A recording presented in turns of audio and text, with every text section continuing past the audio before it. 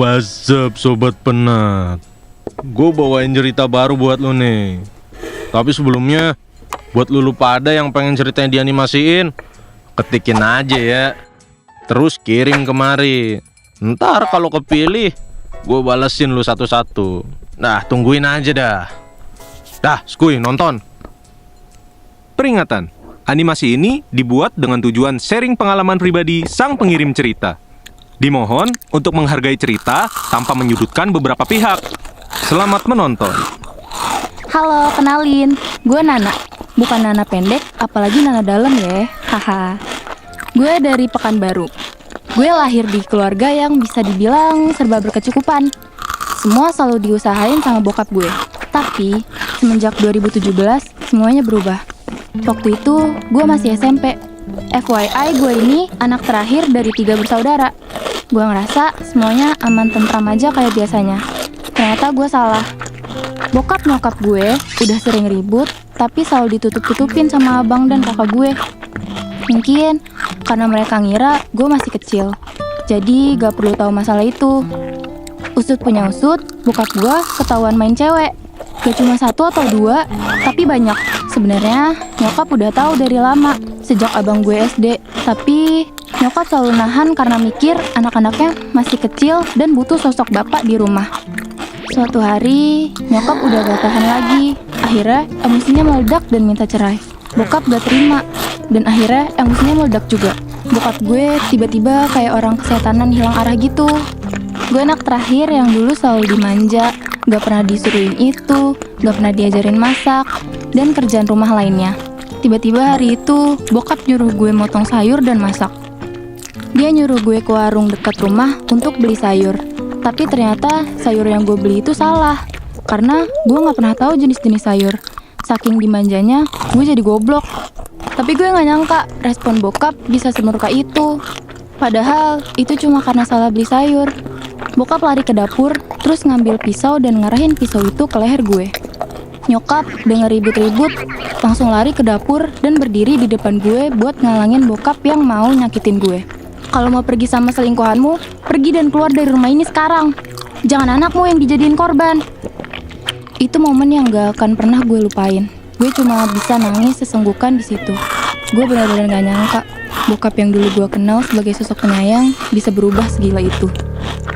Sejak nyokap minta cerai ke bokap, gak sekali 2 kali bokap marah ke gue. Gue pernah ditempeleng, dimaki-maki, cuma karena kesalahan kecil.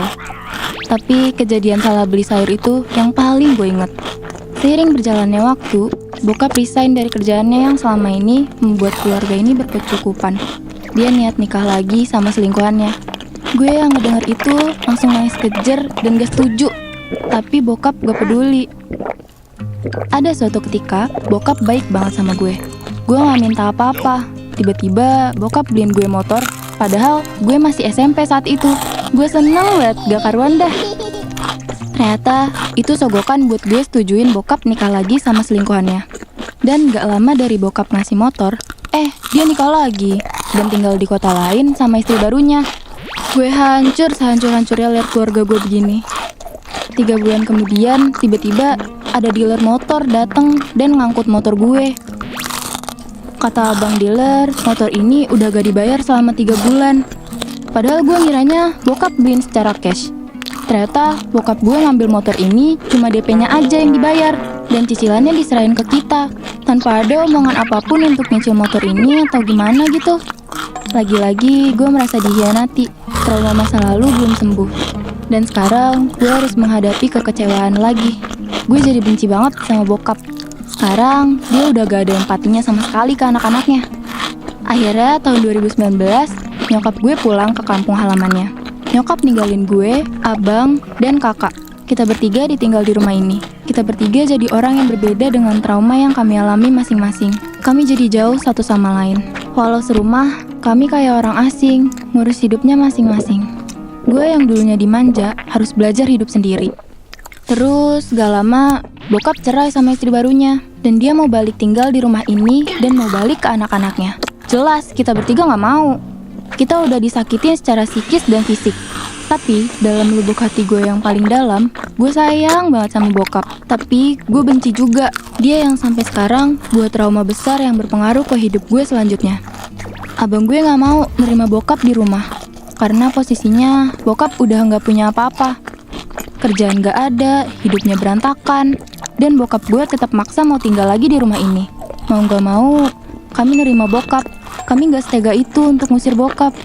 Abang gue yang sendirian di sini udah kerja, tapi gajinya nggak seberapa untuk menuhin kebutuhan kami berempat. Bokap juga ternyata dimanfaatin istrinya aja. Sekarang, bokap udah nggak ada harta lagi, sepeser pun. Gue pernah lihat bokap cuma punya uang 2.000 di kantong celana yang digantung di kamar. Setiap hari, dia cuma makan mie instan, makanan yang dulu dia larang keras ke anak-anaknya karena dianggap nggak sehat. Kini harus dia terima di hidupnya karena dulu pernah mengabaikan kita. Bokap gak dikasih pegangan uang sama abang gue, dan cuma mie instan yang ada di rumah. Bokap berusaha nyari kerja, tapi gak ada yang nerima karena umurnya udah tua. Kalau gue, uang jajan masih disuplai sama nyokap. Gue masih ditransfer karena nyokap gue punya sawah dan toko kelontong di kampung halamannya. Gue ada pegangan uang, sedikit demi sedikit gue tabung tiap nyokap transfer. Niatnya, gue mau kasih duit ke bokap buat pegangan dia. Tapi nyokap udah wanti-wanti dari awal untuk ngasih uang ke bokap. Sedih banget gue. Bokap gue yang dulu disegani dan punya segalanya, sekarang terpuruk karena ulahnya sendiri. Mungkin ini karma untuk bokap. Beberapa tahun kemudian, gue tamat SMA. Dan gue jadi guru honorer di kampung halaman nyokap. Gue sesekali balik ke Pekanbaru untuk sekedar nongkrong sama teman-teman gue. Tapi bokap selalu minta gaji gue yang cuma cukup buat hidup gue sendiri. Ya, gue tetap kasih sih walaupun gak banyak. Gue sayang itu sama bokap, karena waktu kecil gue deket banget sama dia. Sekarang gue mutusin untuk kuliah, dan udah semester 7 yang mesti fokus dengan tugas akhir. Jadi gue mutusin untuk resign dan fokus buat kuliah. Bokap sekarang udah nikah lagi untuk yang ketiga kalinya. Hubungan gue sama bokap gak sedekat dulu. Kami jarang ketemu, bahkan rumah kami jauh walaupun masih satu kota. Abang dan kakak gue udah pada nikah.